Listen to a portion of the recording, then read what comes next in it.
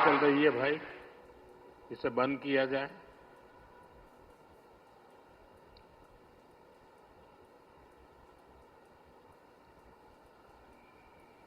बहत्तर घंटों तक अनवरत ओमकार का नाद, 72 घंटों का अनवरत मंत्रोच्चार। और मैंने देखा कल शाम को 1000 ड्रोन्स द्वारा वैदिक गुरुकुलों के 1000 विद्यार्थियों की उपस्थिति, सोमनाथ के 1000 वर्षों की गाथा का प्रदर्शन, और आज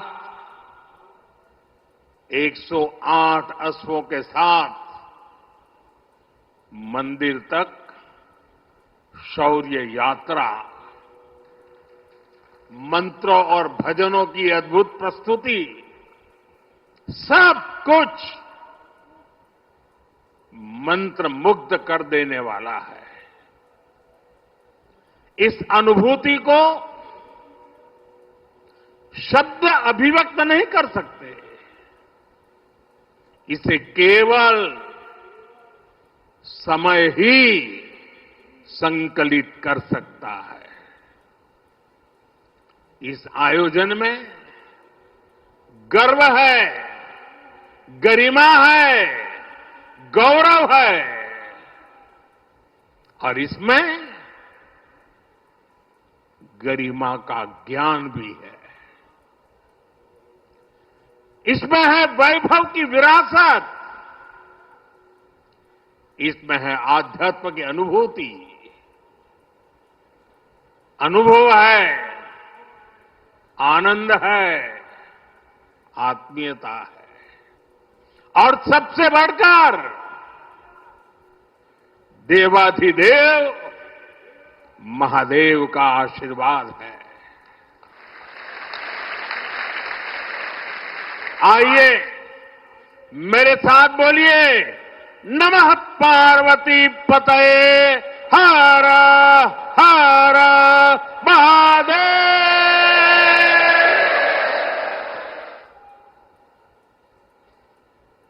साथियों, आज जब मैं आपसे बात कर रहा हूं तो मन में बार बार ये प्रश्न आ रहा है कि ठीक 1000 साल पहले ठीक इसी जगह पर जहां आप बैठे हैं, क्या माहौल रहा होगा। आप जो यहां उपस्थित हैं, उनके पुरखों ने, आपके पुरखों ने, हमारे पुरखों ने जान की बाजी लगा दी थी। अपनी आस्था के लिए, अपने विश्वास के लिए, अपने महादेव के लिए उन्होंने अपना सब कुछ न्योछावर कर दिया। 1000 साल पहले तब वो आतताई सोच रहे थे कि हमें जीत लिया, लेकिन आज 1000 साल बाद भी सोमनाथ महादेव के मंदिर पर फहरा रही ध्वजा पूरी सृष्टि का आह्वान कर रही है कि हिंदुस्तान की शक्ति क्या है, उसका सामर्थ्य क्या है। प्रभास पाटन तीर की इस मिट्टी का कण कण शौर्य, पराक्रम और वीरता का साक्षी है। सोमनाथ के इस स्वरूप के लिए कितने ही शिव भक्तों ने,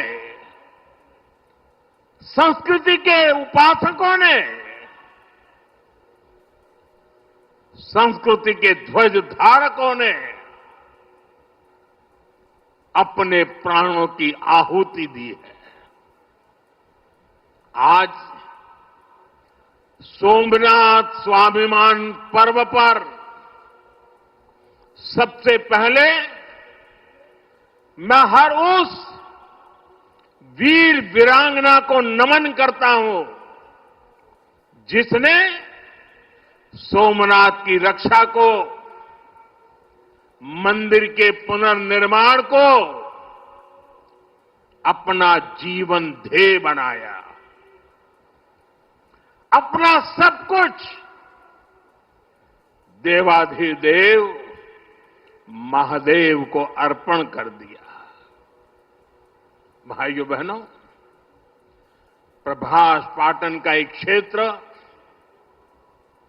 भगवान शिव का अपना क्षेत्र तो है। इसकी पवित्रता भगवान श्री कृष्ण से भी जुड़ी है। महाभारत काल में ने भी इस तीर्थ में तपस्या की थी। इसलिए ये अवसर भारत के अनगिनत आयामों को नमन करने का भी अवसर है। ये भी एक सुखद संयोग है कि आज जब सोमनाथ मंदिर के इस स्वाभिमान यात्रा के 1000 साल पूरे हो रहे हैं, तो साथ ही 1951 में हुए इसके पुनर्निर्माण के 75 साल भी पूरे हो रहे हैं। मैं दुनिया भर के करोड़ों श्रद्धालुओं को सोमनाथ स्वाभिमान पर्व की शुभकामनाएं देता हूं। साथियों, सोमनाथ स्वाभिमान पर्व 1000 साल पहले हुए विध्वंस के स्मरण के लिए नहीं, ये पर्व 1000 साल की यात्रा का पर्व है। साथ ही ये हमारे भारत के अस्तित्व और अभिमान का पर्व है, क्योंकि हमें हर कदम पर, हर मुकाम पर सोमनाथ और भारत में अनोखी समानताएं दिखती है। जैसे सोमनाथ को नष्ट करने के एक नहीं अनेकों प्रयास हुए, दुष्प्रयास हुए, उसी तरह विदेशी आक्रांताओं द्वारा कई सदियों तक भारत को खत्म करने की लगातार कोशिशें होती रही, लेकिन न सोमनाथ नष्ट हुआ और न ही भारत नष्ट हुआ, क्योंकि भारत और भारत की आस्था के केंद्र एक दूसरे में समाये हुए हैं। साथियों, आप उस इतिहास के बारे में कल्पना करिए। आज से 1000 साल पहले सन 1026 में सबसे पहले गजनी ने सोमनाथ मंदिर को तोड़ा। उसे लगा उसने सोमनाथ का वजूद मिटा दिया, लेकिन कुछ वर्षों के भीतर भीतर सोमनाथ का पुनर्निर्माण हो चुका था। 12वीं शताब्दी में राजा कुमारपाल ने मंदिर का भव्य जीर्णोद्धार करा दिया था, लेकिन 13वीं शताब्दी के अंत में अलाउद्दीन खिलजी ने सोमनाथ पर फिर आक्रमण का दुस्साहस कर दिया। कहते हैं जालोर के रावल ने खिमजी सेनाओं से जमकर लोहा लिया। इसके बाद 14वीं शताब्दी की शुरुआत में जूनागढ़ के राजा द्वारा फिर से सोमनाथ की प्रतिष्ठा संपन्न कर दी गई। 14वीं शताब्दी के आखिरी वर्षों में मुजफ्फर खान ने सोमनाथ पर फिर हमला किया। वो हमला भी नाकाम रहा। 15वीं शताब्दी में सुल्तान अहमद शाह ने सोमनाथ मंदिर को दूषित करने की कोशिश की।